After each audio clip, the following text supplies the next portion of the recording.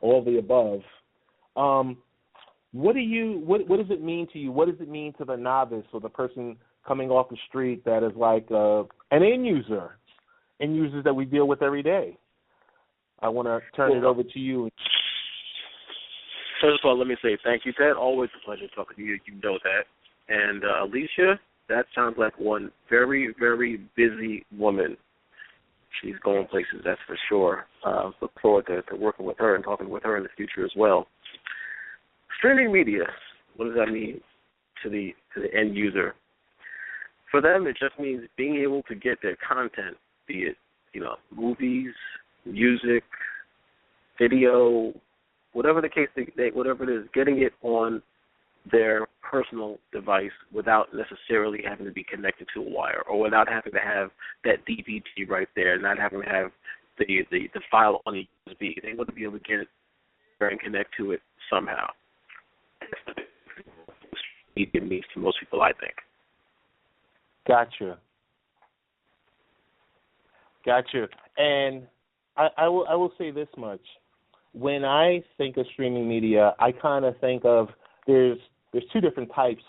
There's the devices, which are available that we're going to talk about, and then there's services that are kind of out there in the cloud. So I guess we'll jump in first into the devices, the Chromecast or the Fire or the Apple TV. What are some of your thoughts on those three?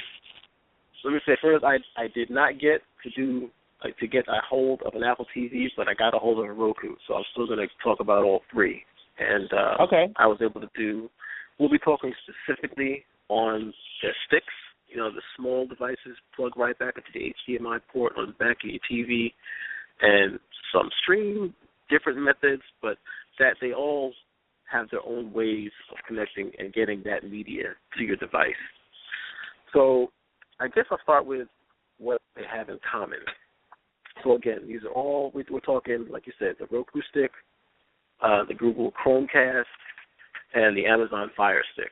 All right, they're all about the same. Okay. They're all, maybe like a 2.5-inch, 3-inch long little USB type device. A couple of them have an LED on them and a reset button. One of them doesn't. We'll go into that. They all plug into the back of your TV. They all can use power from the USB port if your TV has one, and they'll come with an extension cable to do that. Otherwise, they also do come with an AC adapter. So if you've got your setup already in where, all your wires are hidden and the outlets are already on the wall behind your TV and you don't have anything available, this, could present a little challenge because you're going to have some more wires showing. But, again, they'll work off the USB power, but that can also introduce some minor, I won't call them issues, but just that'll introduce some items for when you turn your devices on. So they all stream. So everyone, the big players, they all support. All of them support Netflix, of course. All of them support YouTube, Hulu Plus, Showtime, Flickster, Crackle. Sports-wise, they all support Watch ESPN, MLB. For music, they all support Pandora, iHeart, Vevo, and some other streaming like utilities. They all support. There's one called Plex, is like the most popular one, and they all support that. Now, when you start getting into it, I guess I'll begin.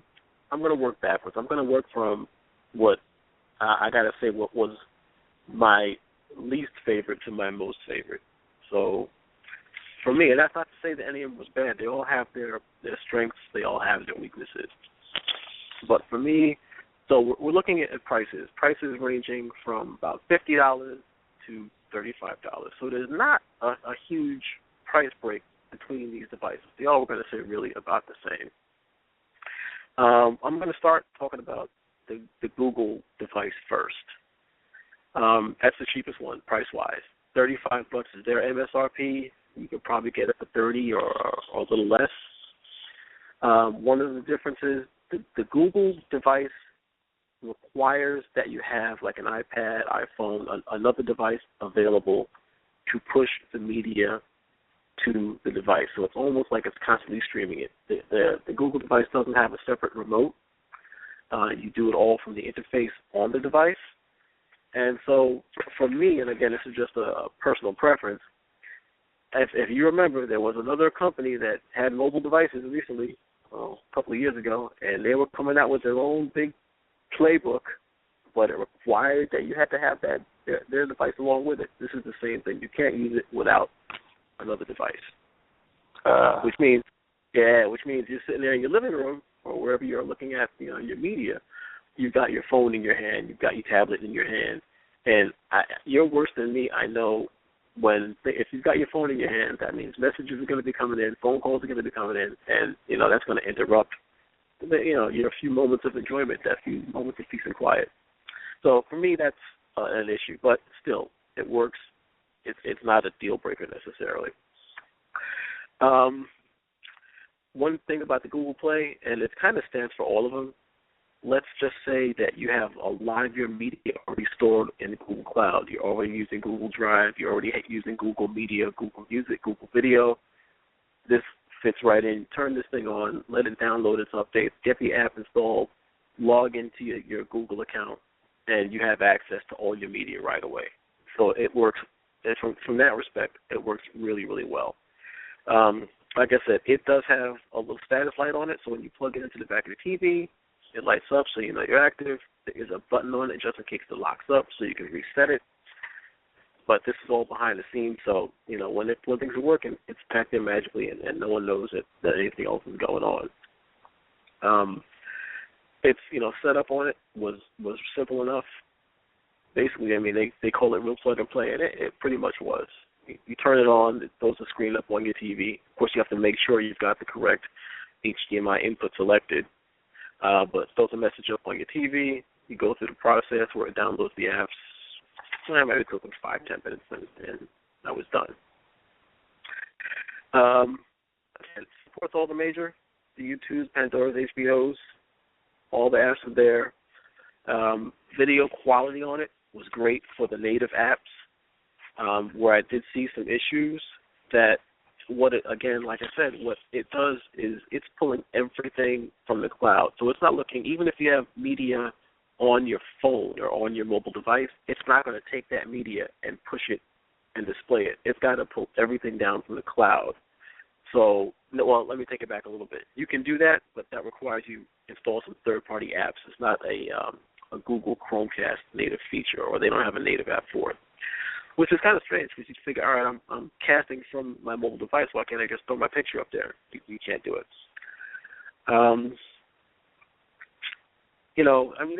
It's anything on your network, it sees it. It runs over your Wi-Fi, but it also, during setup, it actually does create its own little hotspot. That's how it establishes the initial connection. So, like I said, the video quality on the Chromecast using the apps, it's fantastic. There's no questions about it. But if you do this thing that they call screen mirroring, which that's the closest thing you might get to showing your video or showing your own media. So what it does is it allows you to display what's in your browser and push that to the TV. So let's say there is some video service that they don't have an app for, but you can still see it on your device. You can tell it to stream that out to your device, but the video quality kind of suffers because really your phone, your laptop, whatever the case may be, is turning into its own little broadcast, and it's pushing to the Chromecast. So video quality kind of suffers a little bit there. But that's to be expected, I guess. It's converting the signal, taking care of all of that. So, that's, again, for me, that's basically it. If everything is in the Google world, the Chromecast is probably a good choice for you. It's not the only choice, but it's a good choice, and I can see why a person would go that route.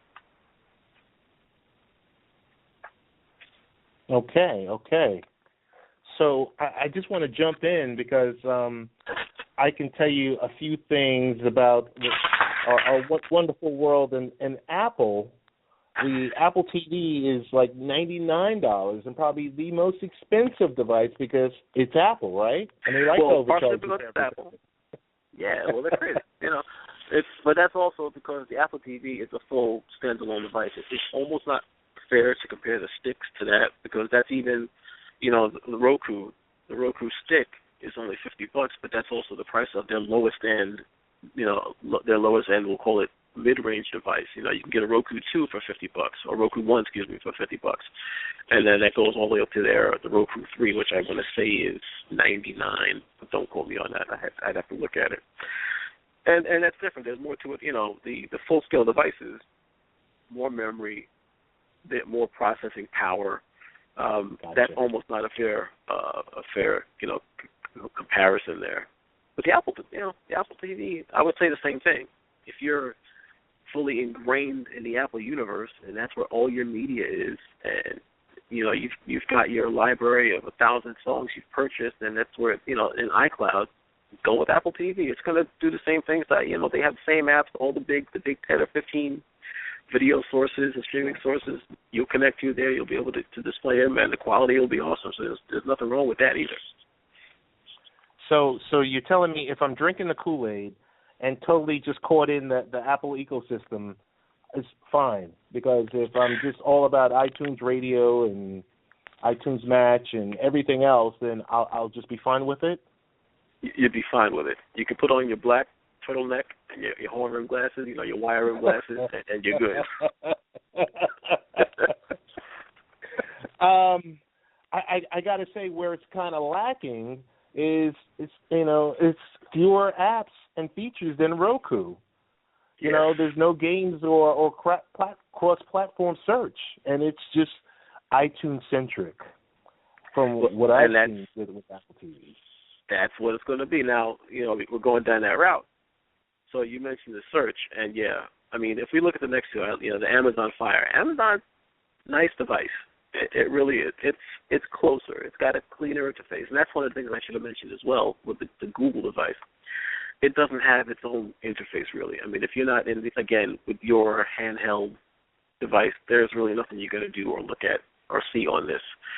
Roku, it is, you have an actual remote that comes with the Roku device. You have an actual remote that comes with the Amazon device. You mentioned gaming. The Amazon device really, really supports games. There's a lot of games out there for the Amazon device, and they even went so far as to create a controller that works with their device. It looks, like your typical PlayStation-ish, Xbox-ish type controller. It also costs $40, which is the price of the Fire Stick, but you can actually get some decent gaming through that device, which is that's a nice option. For me, I think of it, if I'm going to be sending one more kid to college in another 6 or 7 months, and any of these devices really are the perfect thing to send with them, because every school is going to have Wi-Fi in their dorm. You set them up. You give them you give them a login so they can connect to your Netflix accounts, your Hulu accounts, whichever you want them to be able to have access to, and they've got all the TV they need, and all the entertainment they need, and it's only going to cost you an extra $40, which not a bad deal at all. Rich, we're going to have you come back because this was helpful, and understanding the subscription services that are out there. But I think we're going to have you come back and walk us through how do we actually cut the cord, because I'm kind of I'm dipping my feet slightly into the water, and I'm like, okay, I can go with this, and I can be happy, and I can get away from that monthly bill. So we definitely have you come back here and take us through the next step as we get to the point where we tell cable and everyone else to go jump in the lake. I'm going to tell you, because I know we probably have another guest on hold, so I'll make it brief. Cutting the cord, to fully do it, you've got to be willing to give up something. We live in a major metropolitan area, so you can get high def over the air with the correct antenna. You still need to maintain some subscriptions, because if you don't have that HBO subscription at some extent through your provider, then you can't use HBO Go. You can't completely cut it, but you can certainly cut it down. Okay. So there's no way to actually say goodbye, totally. Well, you're going to get something up. Of course, the caveat to that statement is legally. Okay. Rich, we're going to give you a one-time right now.